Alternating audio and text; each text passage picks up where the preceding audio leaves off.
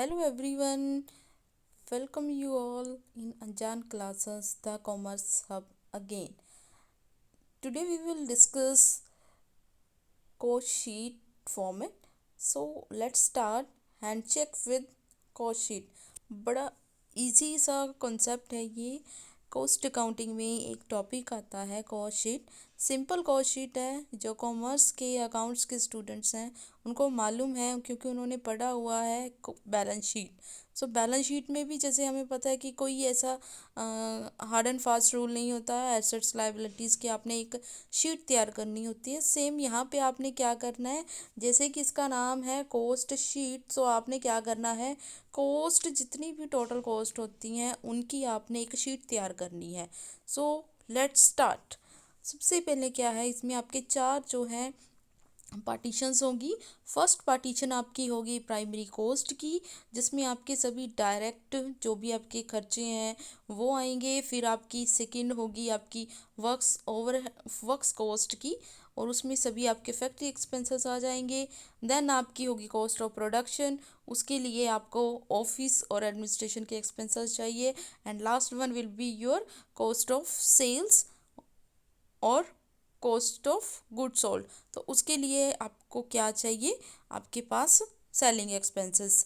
So first of all, जैसे कि मैंने कहा कि आपके पास क्या होना चाहिए, डायरेक्ट एक्सपेंसेस होने चाहिए, डायरेक्ट मटेरियल और डायरेक्ट लेबर, उनको ऐड करके आपके पास आ जाएगा prime cost. As in the picture, first आपके पास क्या है, आपको डायरेक्ट मटेरियल कंज्यूम्ड कैलकुलेट करना है। अगर आपको उन्होंने ओपनिंग और क्लोजिंग मटेरियल का नहीं गिवन है तो आप क्या करोगे, आप डायरेक्ट मटेरियल को एज इट इज़ डाल के ऐड कर दोगे, बाकी जो डायरेक्ट एक्सपेंसेस और लेबर गिवन है ऐड करके आप प्राइम कॉस्ट कैलकुलेट कर लोगे। But in case they have mentioned opening raw material, closing raw material or purchases, then you will calculate raw material consumed। कैसे, जैसे आपको पिक्चर में शो हो रहा है कि आप क्या करोगे, opening stock of raw material plus raw material purchase किया था साल के दौरान, कोई कैरेज इनवर्ड है उस परचेजेस पे, वो ऐड करके उसमें से आप क्लोजिंग माइनस करके आपके पास आ जाएगा मटेरियल कंज्यूम्ड। फिर उसके बाद इसमें आप डायरेक्ट लेबर और डायरेक्ट एक्सपेंस ऐड करके आपके पास आ जाएगा प्राइम कॉस्ट। प्राइम कॉस्ट आ गई। अब प्राइम कॉस्ट जो है, प्राइम कॉस्ट में अब आप ऐड करोगे जो भी आपकी फैक्ट्री एक्सपेंसेस हैं, जैसे कि पिक्चर में है, जितने भी indirect material, labour, factory rent हो गया, लाइटिंग होगी, फ्यूल हो गया, जो भी आपका फैक्ट्री से कंसर्न है, फैक्ट्री रेंट हो गया, आपका टैक्स हो गया, कोई फैक्ट्री का कोई इंश्योरेंस होगी, कोई फैक्ट्री की क्लीनिंग हो गई, कोई ऑयलिंग है, प्लांट एंड मशीनरी का डेप्रिसिएशन हो गया। सो अदर कोई फैक्ट्री एक्सपेंसेस है वो आप इसमें ऐड कर दोगे। देन कोई सेल ऑफ स्क्रैप आपके पास है तो वो आप यहाँ पे माइनस करोगे, वो स्क्रैप आपकी फैक्ट्री की होनी चाहिए, वो यहाँ पे माइनस होगी। स्क्रैप की सेल मीन्स उससे हमें इनकम हुई है तो वो इनकम पोर्शन हम उस कॉस्ट में से डिडक्ट कर देंगे। फिर उसके बाद फैक्ट्री एक ऐसा एरिया है जहाँ पे आपका ऐसा प्रोडक्ट जो है सर्कुलेट हो रहा है, अभी उस पर प्रोसेसिंग हो रही है, तो उसका ओपनिंग आप ऐड करोगे और क्लोजिंग वर्क इन प्रोग्रेस आप माइनस कर दोगे। फिर आपके पास आ जाएगी वर्क्स कॉस्ट। अब वर्क्स कॉस्ट में आप क्या ऐड करोगे, वर्क्स कॉस्ट में आप ऐड करोगे ऑफिस एंड एडमिनिस्ट्रेशन एक्सपेंसेस। तो जितने भी आपके ऑफिस एक्सपेंसेस हो गए, ऑफिस का रेंट हो गया, ऑफिस की लाइटिंग, स्टेशनरी हो गई, डेप्रिसिएशन हो गया ऑफिस के फर्नीचर का, या ऑफिस में कोई कंप्यूटर यूज़ हो रहा है उसका डेप्रिसिएशन हो गया, कोई सैलरीज हैं ऑफिस स्टाफ की, मैनेजमेंट एक्सपेंसेस हो गए, कोई ऑडिट फीस हो गई, कोई लीगल चार्जेस हो गए, कोई ऑफिस इंश्योरेंस है, अदर एक्सपेंसेस हैं ऑफिस के, वो सब आप इसमें ऐड कर दोगे।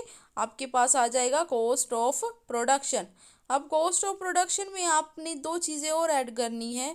ऑफिस एक्सपेंसेस तक आपका फाइनल प्रोडक्ट तैयार है, उस फाइनल प्रोडक्ट का फिनिश्ड गुड्स का आप ओपनिंग ऐड करोगे, क्लोजिंग आप माइनस कर दोगे। क्लोजिंग माइनस इसलिए होता है क्योंकि उस पर्टिकुलर ईयर में आप उस क्लोजिंग स्टॉक को यूज़ नहीं करोगे, बिकॉज ये जो क्लोजिंग है ये नेक्स्ट ईयर का ओपनिंग हो जाएगा।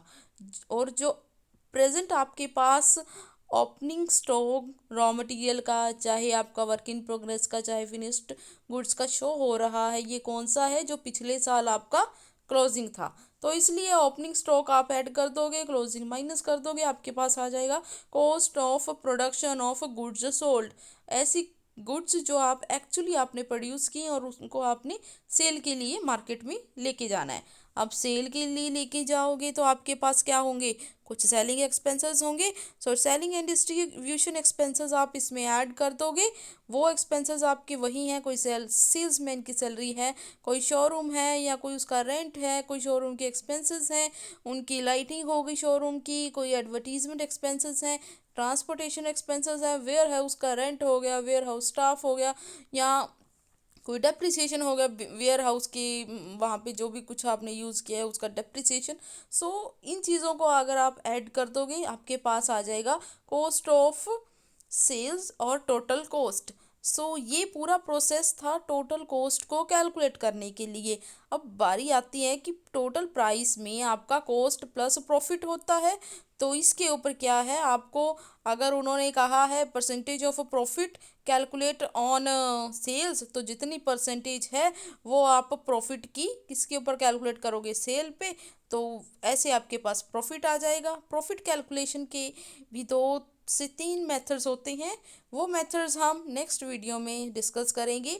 आज आपके पास टोटल कॉस्ट आ गई, उसमें आपका प्रॉफिट कैलकुलेट हो गया, टोटल आपके पास आ गई सेल्स। सो ये था आपकी कॉस्ट शीट का एक फॉर्मेट, जिसको आप बड़ी आसानी से कर सकते हो। इसमें कोई हार्ड एंड फास्ट रूल्स नहीं है, आपको बस कैटेगराइज करना है हर एक्सपेंस को और उसमें ऐड कर देना है, बस और कुछ नहीं है। प्रॉफिट की कैलकुलेशन इन कॉस्ट शीट जो है उसकी वीडियो हम इन फ्यूचर अपलोड करेंगे। थैंक्स फॉर वॉचिंग अनजान क्लासेस।